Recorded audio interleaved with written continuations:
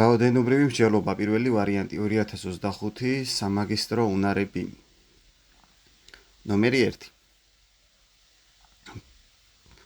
ფეს 13-ზე მეტი და ფეს 54-ზე ნაკლები სულ რამდენი მთელი რიცხვი არსებობს? ჯერ არის ფესვი.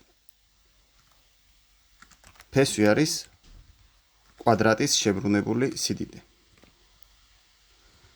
ან ფეს 13-ში მოიაზრება ისეთი რიცხვი, რომლის კვადრატიც არის 13. კვადრატი ანუ თავის თავზე ნამრავლი.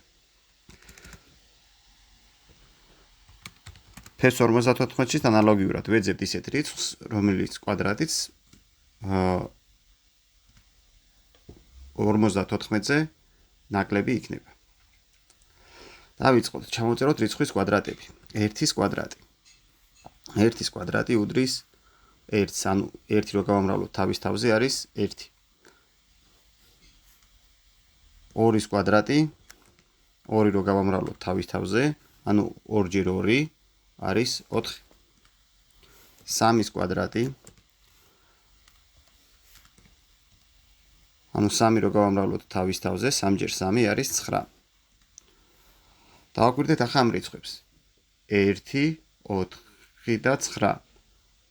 ყველა არის 13-ზე ნაკლები. შესაბამისად, ეს 1, 2 და 3 იქნება რიცხვები თვითონ ფეს 13-ზე ნაკლები. ავიყვანოთ ახლა 4 კვადრატში. 4-ის კვადრატი არის 16. 16 უკვე მეტი არის 13-ზე. ესე იგი 4 თვითონ მეტი იქნება ფეს 13-ზე. და 16 რადგან ნაკლებია 54-ზე, 4 ნაკლები იქნება ფეს 54-ზე. ანუ თვითონ 13-ის კვადრატი ყოფილა რიცხვი, რომელიც არის 3-სა და 4 შორის. 3 მთელი რაღაცა. გავაგრძელოთ. 5-ის კვადრატი არის 25. 6-ის კვადრატი არის, ანუ 6 ჯერ 6 არის 36. 7-ის კვადრატი არის 49. 8-ის კვადრატი არის 64. ანუ 8 ჯერ 8 არის 64. დავაკვირდეთ ახლა. 4-ის მერე 5-ის კვადრატი 25 ნაკლები არის 54-ზე. ანუ 5 13-ზე მეტი, ფეს 13-ზე მეტი იქნება და ფეს 54-ზე ნაკლები. 6-ის კვადრატი არის 36, 36 13-ზე მეტია და 54-ზე ნაკლები, ესე იგი 6 მათ შორის იქნება. ანალოგიურად არის 7-იც და 8 არის უკვე 8-ის კვადრატი, რადგან არის 64 და 64 მეტია 54-ზე, 8 თვითონ მეტი იქნება ფეს 54-ზე. ანუ დავუბრუნდეთ კითხვას. ფეს 13-ზე მეტი და ფეს 54-ზე ნაკლები სულ რამდენი მთელი რიცხვი არსებობს? დავაკვირდეთ ახლა ამას და დავითვალოთ რამდენი მთელი რიცხვი ჩამოწერეთ ამათ შორის. 1, 2, 3 და 4. ანუ სულ 4 მთელი რიცხვი არსებობს ასეთი. პასუხი იქნება D. ნომერი 2. ხეხილის ბაღში ატმის ხეების რაოდენობა ხეების საერთო რაოდენობის 1/6 ნაწილს შეადგენს. სხლის ხეების რაოდენობა ხეების საერთო რაოდენობის 1/4 ნაწილს. ხოლო ყველა დანარჩენი ვაშლის ხეა. ბაღში ხეების საერთო რაოდენობის რა ნაწილს შეადგენს ვაშლის ხეების რაოდენობა? დავიწყოთ. ანუ ატმის ხეების რაოდენობა, ატამი საერთო რაოდენობის 1/6 ნაწილს შეადგენს.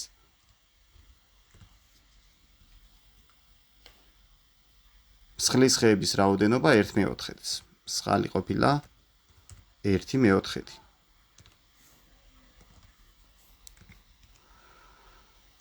დანარჩენი არის ვაშლი.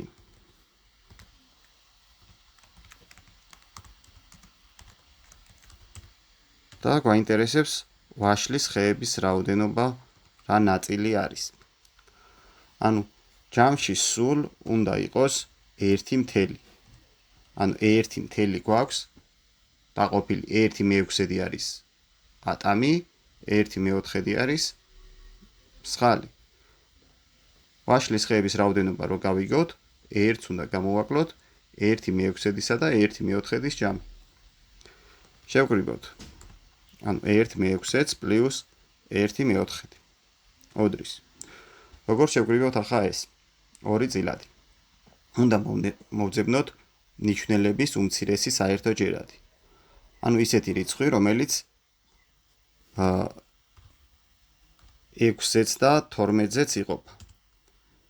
უსუჯო 6-ის და 4-ის არის 12. ანუ ჩვენი უსუჯო იგივე არის საერთო მნიშვნელი და საერთო მნიშვნელს წერთ 12-ს. შემდეგ რა უნდა ვქნათ? ეს საერთო მნიშვნელი 12 უნდა გავყოთ პირველი წილადის მნიშვნელზე, ანუ 6. 12 გავყოთ 6-ზე უდრის 2. მიღებული პასუხი 2 უნდა გავამრავლოთ პირველი წილადის მრიცხველზე, ანუ 1-ზე. გადმოვიწეროთ ეს შეკრების ნიშანი პლუსი და ანალოგიურად მოვიქცეთ მეორე წილადის შემთხვევაშიც. ანუ 12 უნდა გავყოთ მეორე წილადის ნიშნელზე, ანუ 4-ზე. უდრის 3-ს, მიღებული პასუხი 3 გავამრავლოთ პირველი წილადის მრიცხველზე, ანუ 1-ზე. გამოვიანგარიშოთ ახლა ეს. ზემოთ არის 2 პლუს 3 მე-12, ხო? ანუ მივიღეთ 5 მე-12. ახლა ვაშლის ხეების გასაგებად რა უნდა ვქნათ? სულ არის 1/10 და 1/10-ს უნდა გამოვაკლოთ 5 მე-12. 1 მინუს 5 მე-12. ანუ 5 მე-12-ს რა ნაწილი აკლია 1/10-მდე? 1/10 არის იგივე 12 მე-12. 12 მე-12-ს რო გამოვაკლოთ 5 მე-12, იქნება რამდენი? 7 მე-12. ანუ ვაშლის ხეების რაოდენობა ყოფილა 7 მე-12 ნაწილი თლიანის. პასუხებში გვიწერია ასეთი A. ნომერი 3. კლასის თითოეული მოსწავლე 2 უცხოენიდან ინგლისური ფრანგული სწავლობს მინიმუმ 1-ს. ამასთან ფრანგულ ენას სწავლობს კლასის 8 მოსწავლე, ხოლო ინგლისურ ენას კლასის 15 მოსწავლე. ამ პირობებში ქვემოთ ჩამოთვლილთაგან რომელი შეიძლება წარმოადგენდეს ამ კლასის მოსწავლეთა საერთო რაოდენობას? 15, 20 თუ 23. ეს გავაკეთოთ ვენის დიაგრამებით. პირველი, მაქსიმუმ რამდენი შეიძლება იყოს ახას კლასში? რადგან ინგლისურიდან, ფრანგულიდან მინიმუმ 1-ს მაინც სწავლობენ, ისე იგი ან 1-ს სწავლობენ, ან მეორეს, ხო? მაქსიმუმი შეიძლება იყოს და ამ ინგლისურს და ფრანგულს თანაკვეთა არა აქვთ. ანუ არც ერთი მოსწავლე არ არსებობს ისეთი, რომელიც ორივე ენას ერთდროულად სწავლობს. ანუ ინგლისურს სწავლობს რამდენი წერია? ინგლისურს ენას სწავლობს 15 მოსწავლე, ფრანგულს ენას სწავლობს 8 მოსწავლე. ანუ სულ ყოფილა ამ შემთხვევაში 15 პლუს 8. და ეს არის 23. ანუ მაქსიმუმ 23 ბავშვი შეიძლება იყოს კლასში. ახლა ვნახოთ მინიმუმ რამდენი შეიძლება იყოს კლასში. მინიმუმი არის როდის ეს 8 ფრანგულის მოსწავლე ყველა რომელიც სწავლობს ინგლისურს. ანუ ფრანგულსაც ვინ სწავლობს, ის ამავდროულად სწავლობს ინგლისურს. 8 სწავლობს ინგლისურს, უпроსტულად ფრანგულს, მაგრამ ამავდროულად ინგლისურსაც. ინგლისურს ჯამში 15 სწავლობს, ხოლო ინგლისურს რომელიც სწავლობს იქნება 15-ს მინუს 8 უდრის 7. ამ შემთხვევაში სულ რამდენი მოსწავლე გამოდის?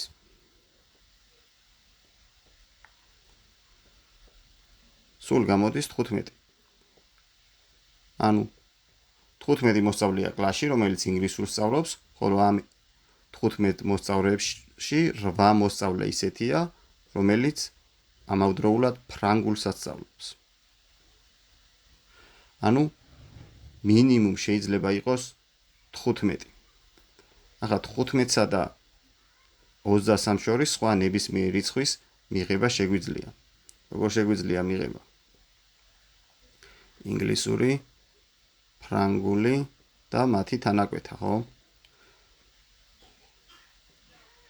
შუაში ჩავწერთ მაგალითად რამდენი გვინდა რომ სწავლობდეს საერთო რამდენი იყოს ინგლისურსა და ფრანგულს შორის, მაგალითად იყოს 3, აქეთ ინგლისური, აქეთ ფრანგული.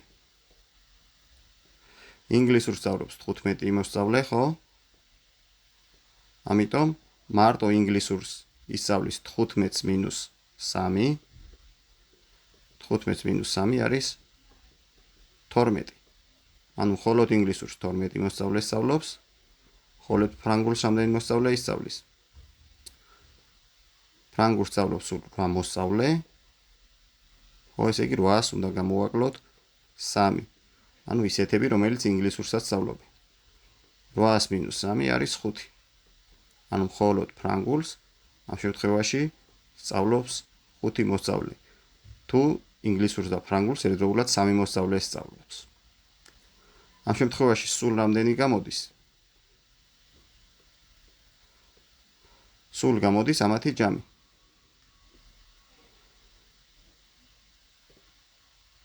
თორმეტს უნდა დავუმატოთ 3 და დავუმატოთ 5. რაც არის 20. ხო, 20-იც მივიღეთ. აქ სხვა რიცხვი რო ჩავწეროთ, ანალოგიურად მივიღებთ სხვა რიცხვს რაღაც 15-დან 23-ის ჩათვლით. ანუ აქ რაც წერია, შეიძლება 3-ვე იყოს კლასში, ან 15, 20 შეიძლება 23-იც. 15-დან 23-მდე ნებისმიერი რიცხვი რო ყოფილიყო, ეგეც შეგვეძლო მიგვეღო. ანუ პასუხია E. თითოეული. ნომერი 4. მოცემულია 2. პირველი და მეორე წრე.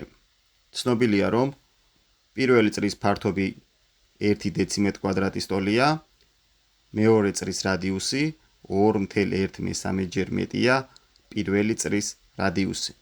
იპოვეთ მეორე წრის ფართობი. დავხაზოთ 2 წრე. პირველი წრე და მეორე წრე. მეორე წრე ცოტა უფრო დიდია. ვიცით, რომ პირველი წრის ფართობი არის 1 დეციმეტ კვადრატი. ანუ ამის S1 დავაწეროთ. ფართობს S-ით აღვნიშნავთ ხოლმე, არის 1 დეციმეტ კვადრატი. წრის ცენტრში აღვნიშნოთ O და მას დავარქვათ R. ანუ რადიუსი არის ცენტრიდან წრეძირის წერტილამდე მანძილი. მეორე შემთხვევაშიც გავაკეთოთ ცენტრი O, ამას დავარქვათ 2, ამას დავარქვათ 1. ვიცით, რომ ამის რადიუსი არის 2.1 ჯერ მეტი ამის რადიუსი. ანუ ეს არის 2.1/3.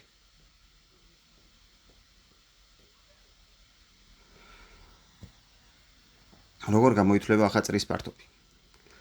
წრის ფართობი არის πr კვადრატი. πr კვადრატი. ანუ ამ შემთხვევაში πr კვადრატი არის პირველი წრის შემთხვევაში 1 დეციმეტრის ტოლი. და გვაინტერესებს მეორე შემთხვევაში რა იქნება წრის ფართობი. ანუ ამის πr კვადრატი გვაინტერესებს, მაგრამ r არის 2.1/3. ამიტომ 2.1/3 უნდა ავიყვანოთ კვადრატში. როგორ ავიყვანოთ? ახლა ჩვენ აქ ვიწერია 2.1/3 შერეული რიცხვი. შერეული რიცხვი კვადრატში რო ავიყვანოთ, შერეული რიცხვი უნდა გადავაქციოთ წილადად. ან 2.1/3 წილადად რო ჩავწეროთ. ნიშნელი ისევ 3 იქნება. ეს მთელი ნაწილი, ანუ 2, უნდა გავამრავლოთ ნიშნელზე და დავუმატოთ მრიცხველი. 2 გამრავლებული 3-ზე პლუს 1. 2 ჯერ 3 არის 6, 6 პლუს 1 მე-13. ანუ 7 მე-13. ანუ π გამრავლებული 2.1/3-ის r კვადრატზე იგივე ყოფილა, რაც π გავამრავლოთ 7 მე-13-ის კვადრატზე. როგორ ავიყვანოთ ახლა წილადი კვადრატში? რიცხველი ცალკე აბყავს კვადრატში, ნიშნელი ცალკე აბყავს კვადრატში.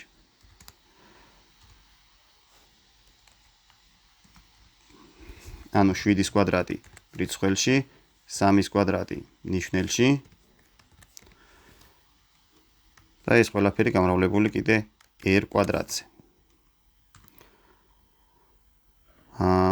მოდი პირველი რიცხვი გადავწეროთ. 7-ის კვადრატი არის 49. 3-ის კვადრატი არის 9. უნდა გავამრავლოთ ეს ყველაფერი π-ზე და გავამრავლოთ r კვადრატზე. მივიღეთ 49/9 πr კვადრატი. ვიცოდით, რომ πr კვადრატი არის 1-ის ტოლი. ჩავსვათ. ანუ ეს უდრის 49/9 გავამრავლოთ 1-ზე. 49/9 რო გავამრავლოთ 1-ზე არის ისევ 49/9.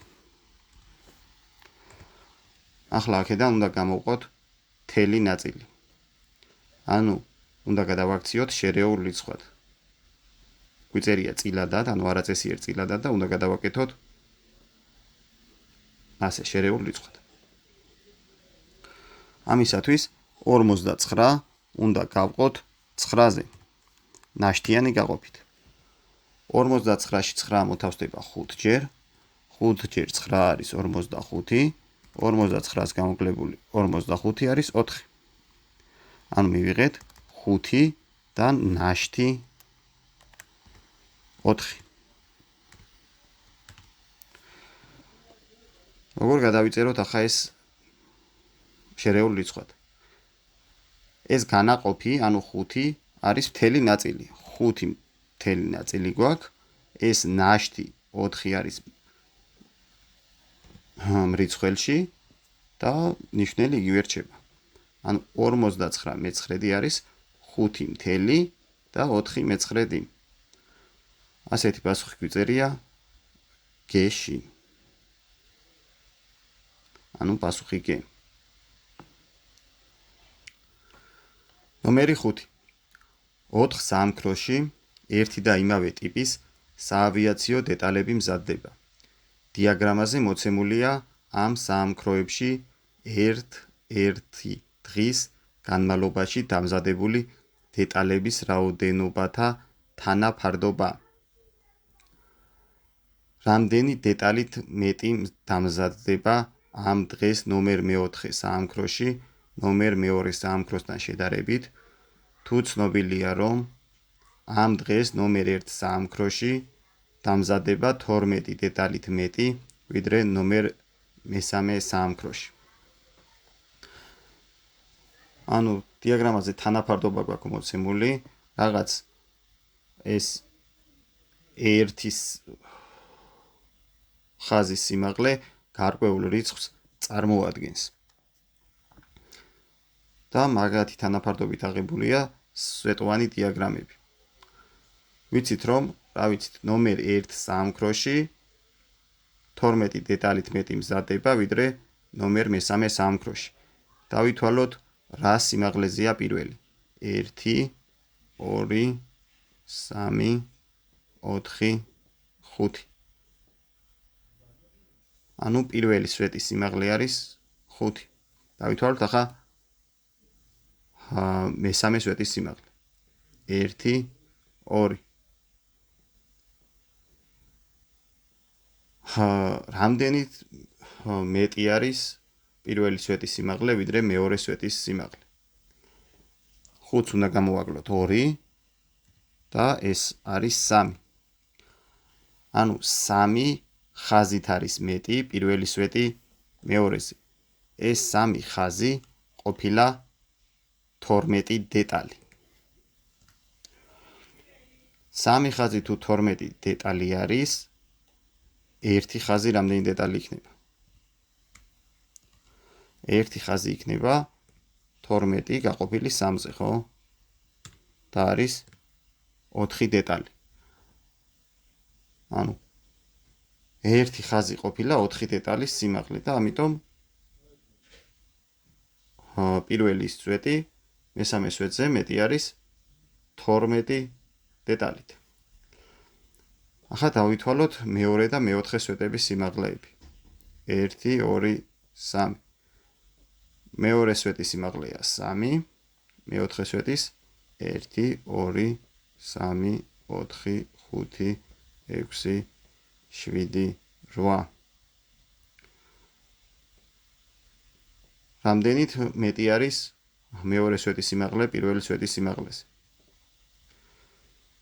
ეს არის 8-ს უნდა გამოვაკლოთ 3. 8-ს მინუს 3 უდრის 5-ს. ანუ ყოფილა 5 მეტი. 5 ხაზით მეტი, ხო? შესაბამისად დავაკვირდეთ. ერთი ხაზის რაოდენობა არის 4. 5 ხაზის რაოდენობა იქნება რამდენი? რამდენჯერაც მეტია, იმდენჯერ მეტი იქნება, ხო? ანუ 5 უნდა გავამრავლოთ 4-ზე. რადგან 5 მეტია 1-ზე 5-ჯერ, შესაბამისად დეტალების რაოდენობაც მეტი იქნება 5-ჯერ. ანუ 4 უნდა გავამრავლოთ 5-ზე და არის 20. ანუ მეოთხე საამქროში მეორესთან შედარებით 20-ით მეტი დეტალი დამზადდა. პასუხი იქნება D.